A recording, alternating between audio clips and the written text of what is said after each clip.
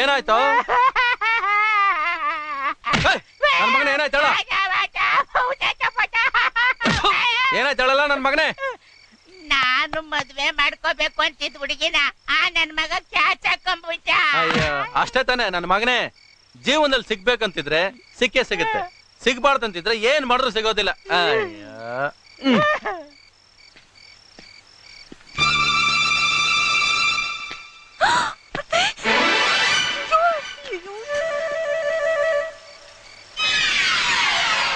ಯಾರು ಯಾರಿಗೆ ದೀಪಾವಳಿ ಉಡುಗೊರೆ ಕೊಡೋದು?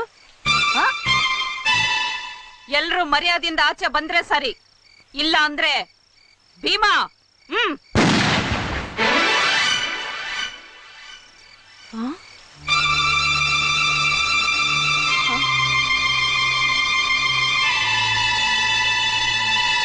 ಇಷ್ಟು ಜನ ಒಟ್ಟಿಗೆ ಇಲ್ಲಿ?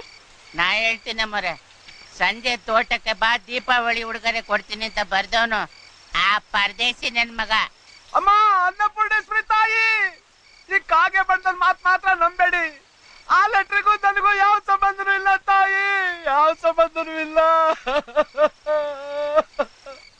ಎಲ್ಲಾರು ಒಂದೇ ಟೈಮಲ್ಲಿ ಒಂದೇ ಜಾಗದಲ್ಲಿ ಒಟ್ಟಿಗೆ ಸೇರಿದೀವಲ್ಲ, ಯಾಕೆ?